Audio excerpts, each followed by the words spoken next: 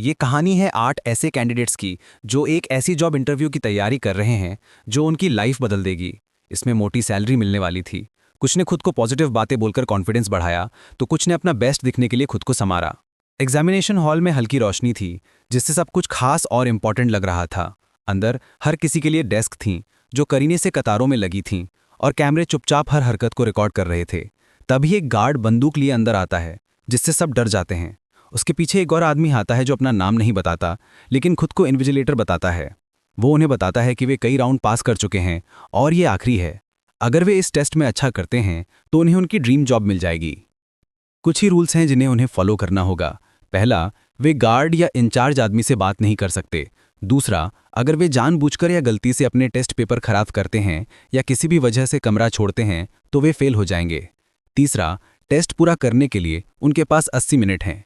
उनके सामने पेपर पर सिर्फ एक सवाल है जिसका उन्हें जवाब देना है। इन्विजिलेटर पूछता है कि क्या किसी को कोई सवाल है।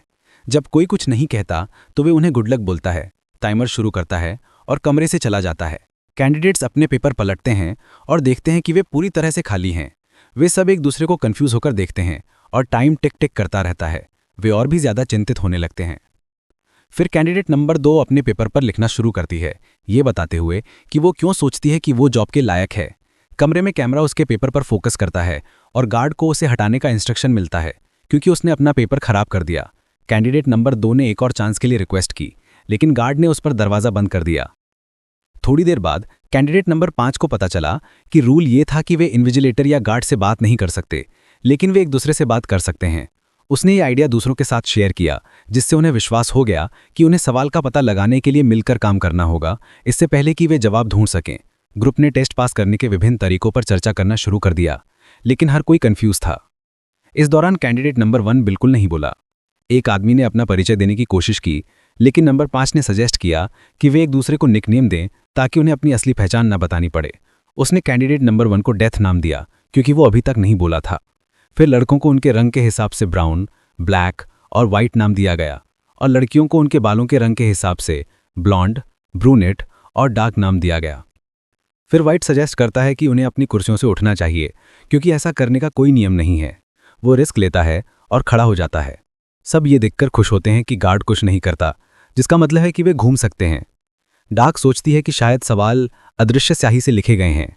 वे सभी चेक करने के लिए सहमत होते हैं, लेकिन उन्हें यकीन नहीं कि कैसे करें। डार्क खड़ी होती है और कमरे की लाइट का इस्तेमाल ये देखने के लिए करती है कि क्या पेपर पर कुछ लिखा है, लेकिन उसे कुछ नहीं दिखता। वो सभी को अपने पेपर चेक करने के लिए कहती है, बस ऐसे ही। सब उसकी बात मानते हैं सिवाय डेथ के, जो चुपचाप बैठा रहता है। वाइट डेथ का पेपर लेता है और उसे भी चेक करता है। जब उन्हें कुछ नहीं मिलता तो ब्लैक सोचता है कि शायद उन्हें लिखने के लिए स्पेशल यूवी या एक्सरे लाइट की ज़रूरत है। ग्रुप लाइट स्विच ढूंढना शुरू करता है, ये देखने के लिए कि वे लाइट बदल सकते हैं कि नहीं। जब उन्हें कोई स्विच नहीं मिलता तो वे रोशनी का दूसरा सोर्स ढूंढना शुरू करते हैं। ब्लॉन्ड को कमरे में कुछ इमरजेंसी लाइट स्ट्रिप्स मिलती हैं, लेकिन उन्हें चालू करने के लिए कोई स्विच नहीं मिलता। ग्रुप बाकी लाइट बल्ब तोड़ने के बारे में सोचता है ताकि इमरजेंसी हो जाए और इमरजेंसी लाइटें चालू हो जाएं। ब्राउन इस बात से असहमत है और कहता है कि यह बहुत रिस्की है। वे इस पर वोट करते हैं और आखिरकार इस प्लान को फॉलो करने का फैसला करते हैं। सभी बाकी लाइट बल्ब तोड़ने के बाद कमरा अचानक इमरजेंसी लाइट से नीली रोशनी में जगमगा उठता है। डेथ के छोड़कर सब लोग इस नई रोशनी में अपने पेपर पर सवाल ढूंढने लगते हैं, लेकिन उन्हें अभी भी सवाल नहीं दिखता। ब्रूनेट सोचती है कि उन्हें यूवी किरणें बनाने के लिए इमरजेंसी लाइट से कवर हटाना होगा।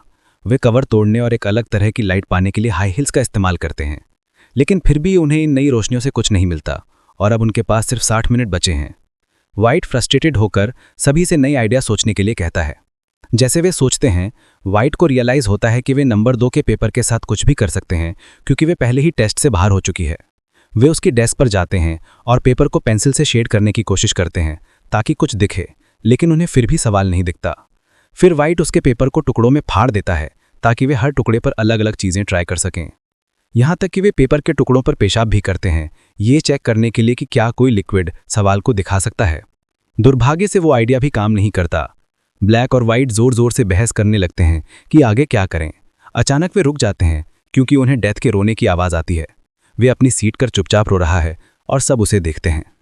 फिर डेथ फ्रेंच में बोलना शुरू करता है कि क्या उन्हें पेपर पर कुछ दिख रहा है, और कहता है कि ये उनकी इमेज को रिफ्लेक्ट करता है। दूसरे उसे ठीक से समझ नहीं पाते और वापस सोचने लगते हैं कि क्या करना है। सब चुप हो जाते हैं जब ब्राउन बोलता है। उसके पास अपनी खुद की थ्योरी है और सोचता है कि शायद वे असल में किसी एग्जाम में नहीं बल्कि किसी तरह के गेम या शो का हिस्सा हैं जहां लोग उन पर दांव लगा रहे हैं। ब्राउन सजेस्ट करता है कि कंपनी के बोर्ड मेंबर्स ने दांव लगाया है कि कौन सा कैंडिडेट प्रेशर में हार जाएगा और वे सिर्फ उनके मनोरंजन के लिए वहां हैं।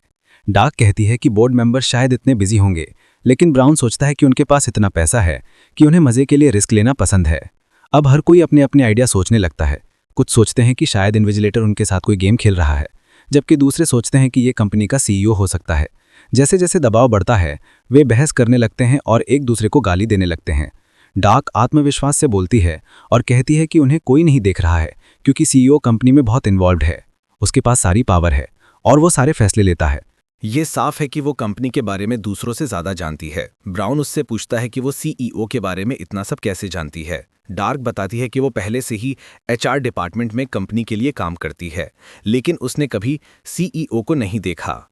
उसने एक हायर पोजीशन के लिए अप्लाई किया है, इसलिए वो अब यह टेस्ट दे रही है। फिर वाइट शेयर करता है कि उसे सीधे जॉब ऑफर की गई थी। हालांकि उन सब में एक बात कॉमन है, वे कंपनी और उसके काम के बारे में ज्यादा नहीं जानते क्योंकि उन्हें कोई सवाल ना पूछने का निर्देश दिया गया था।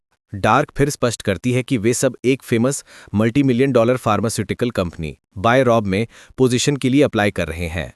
वो याद करती है कि कुछ साल पहले जब एक ग्लोबल पैंडेमिक फैल गया था जिसने मुख्य रूप से युवाओं को प्रभावित किया था, तो बाय रॉब को इलाज सबसे पहले मिला था। अभी कंपनी हर साल $20 बिलियन कमाती है, मुख्य रूप से अपने सीईओ की वजह से। अचानक ब्रूनेट इसमें दिलचस्पी दिखाती है और डार्क से और बताने के लिए कहती है। इससे वाइट को शक होता है और वो ब्रूनेट से पूछता है कि क्या उसे भी यह वायरस है। वो इनकार करती है और सबका ध्यान भटकाने के लिए सब्जेक्ट बदल देती है। वो गार्ड के पास जाती है और चुपचाप उसकी जेब से एक लाइटर निकाल लेती है। इसके बाद ब्रूनेट फायर लाम्प को देखती है। ग्रुप लाइटर का इस्तेमाल करके फायर लाम्प बजाने की सोचता है, ये सोचकर कि शायद पानी से पेपर पर लिखावट दिख जाएगी। ऐसा करने के लिए ब्रूनेट एक कुर्सी पर खड़ी होती है, लेकिन वो फायर लाम्प तक नहीं पहुंच पाती है। वाइट उसे एक रोल किया हुआ पेपर देकर मदद करता है। वो उसे लाइटर से आग लगाती है और उसका इस्तेमाल अलार्म बजाने के लिए करती है। पानी बरसने लगता है लेकिन पेपर नहीं बदलते। अचानक गार्ड ग्रुप की तरफ बढ़ने लगता है।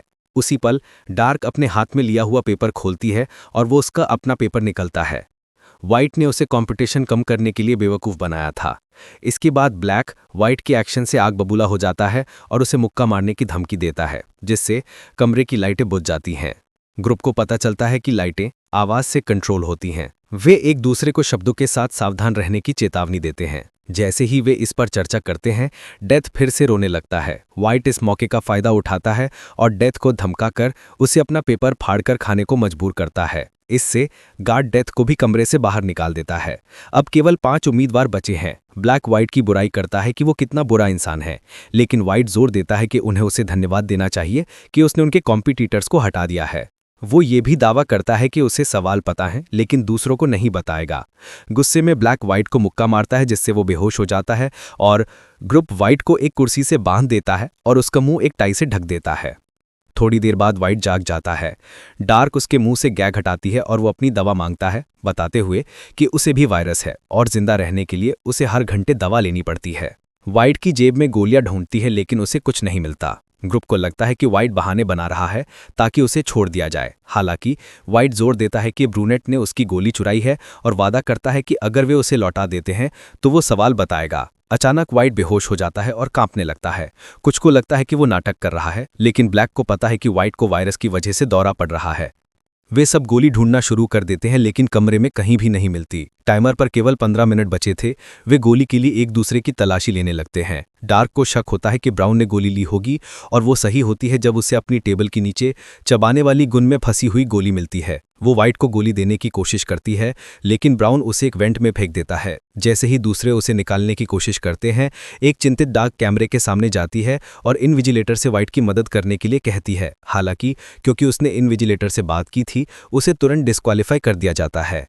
उसके जाने के बाद ब्लॉन्ड एक हेयर पिन का इस्तेमाल करके गोली निकालती है और वाइट की जान बचाती है। वाइट के ठीक होने के बाद सब उससे सवाल के बारे में पूछते हैं। वाइट बताता है कि जवाब खुद कैंडिडेट है। शुरू से ही वे एक सवाल ढूंढ रहे थे, लेकिन वाइट का मानना है कि कोई सवाल है ही नहीं। जो आखिर में बचता है वही जवाब है। दूसरे कैंडिडेट उसकी बात से सहमत होते हैं, लेकिन इससे पहले कि वे कुछ कर सके, व्हाइट गार्ड की गन लेने के लिए भागता है। ब्लैक पहले गन पकड़ लेता है और उसे व्हाइट पर तान देता है। वे लड़ते हैं और व्हाइट गन वापस ले लेता है, लेकिन जब वो उसे इस्तेमाल करने की कोशिश करता है तो उसे पता चलता है कि गन में फिंगरप्रिंट रिकग्निशन है। तुरंत वो गार्ड के हाथ का इस्तेमाल गन को एक्टिवेट करने के लिए करता है और उसे दूसरों पर तान देता है। व्हाइट सबको वॉलंटरीली कमरा छोड़ने की चेतावनी देता है ताकि वो पोजीशन क्लेम कर सके। शूट होने के डर से ब्राउन बहस नहीं करता और बाहर निकल जाता है। ब्लॉन्ड धीरे धीरे एग्जिट की तरफ जाती है, लेकिन जाने से पहले वो चिल्लाती है, लाइट्स आउट। घबराहट में व्हाइट अंधाधुन गोली चलाता है। ब्लैक फर्श पर पड़ा दिखता है, उसकी छाती में गोली लगी है। व्हाइट कैमरा को स्कैन करता है और नोटिस करता है कि ब्लॉन्ड का एक पैर अभी भी कमरे के अंदर है। जैसे ही व्हाइट ब्लॉन्ड पर गोली चलाने वाला होता है, उसे पता चलता है कि टाइमर पहले ही रुक चुका है। आत्मविश्वास से वो कैमरे की तरफ बढ़ता है और खुद को कंपटीशन का विनर घोषित करता है। अचानक गार्ड आगे बढ़ता है और घड़ी की तरफ इशारा करता है। व्हाइट का चेहरा उतर जाता है क्योंकि उसे पता चलता है कि उनके पास अभी भी 20 सेकंड बाकी थे, जिसका मतलब है कि उसने इन्विजिलेटर से बात करके खुद को अभी अभी डिस्क्वालीफाई कर लिया है। तब पता चलता है कि जब दूसरे अपनी चर्चाओं में व्यस्त थे तो डेथ ने टाइमर मैनिपुलेट किया था। आखिर में केवल ब्लॉन्ड ही बची है। वो कमरे में वापस आती है और डेथ के चश्मे उठा लेती है जो उसके बाहर निकाले जाने के दौरान गिर गए थे। चश्मे से वो पेपर को देखती है और सवाल की खोज लेती है। जब डेथ कमरे में वापस आता है तो पता चलता है कि वो कंपनी का सीईओ है और उसने टेस्ट में कैंडिडेट्स को पर्सनली देखने के लिए भाग लिया था। ब्लॉन्ड उसके पास जाती है और आत्मविश्वास से एक शब्द बोलती है, नो। सीईओ और इन्विजिलेटर दोनों उसके जवाब पर मुस्कुराते हैं, जो ये दर्शाता है कि उसने पहली सुलझा ली है और टेस्ट पास कर लिया है। तब पता चलता है कि जब इन्विजिलेटर ने टेस्ट की शुरुआत में पूछा था, क्या आपके कोई सवाल हैं, वही एकमात्र सवाल था जिसका उन्हें जवाब देना था। पूरा एग्जामिनेशन कैंडिडेट्स की इंटेलिजेंस और अटेंटिवनेस को टेस्ट करने के लिए डिज़ाइन किया गया था। वे ब्लॉन्ड को सीईओ के सेक्रेटरी की पोजीशन ऑफर करते हैं, लेकिन वो शुरुआत में ऑफर को मना कर देती है। ऐसे ऑर्गेनाइजेशन से जुड़ने को तैयार नहीं है जो व्यक्तियों को नुकसान पहुंचाता हुआ दिखता है। हालांकि इन्विजिलेटर फिर बताता है कि ब्लैक सच में मरा नहीं है, उसे लगी गोली एक कैप्सूल है जो शरीर में घुसने के बाद घाव को ठीक कर देती है। ये कैप्सूल असल में ग्राउंड ब्रेकिंग मेडिसिन है जो उन्होंने हाल ही में विकसित की है, जो दुनिया की किसी भी बीमारी को ठीक करने में सक्षम है। आखिर में ब्लॉन्ड जॉब लेने के लिए सहमत हो जाती है। वो दृढ़ता से सीईओ से हाथ मिलाती है, अपने नए करियर की जर्नी शुरू करने के लिए तैयार है और इस तरह कहानी खत्म होती है। कभी कभी ध्यान और क्रिटिकल थिंकिंग अक्सर अनुमान लगाने या जल्दबाजी में निष्कर्ष निकालने से ज़्यादा वैल्यूबल होती है। हमारे चैनल को लाइक, शेयर और सब्सक्राइब करना ना भूलें। अगर आपके पास भविष्य की फिल्मों के लिए कोई सुझाव है तो उन्हें कमेंट सेक्शन में छोड़ दें। अगली बार तक अपना ख्याल रखें। अलविदा।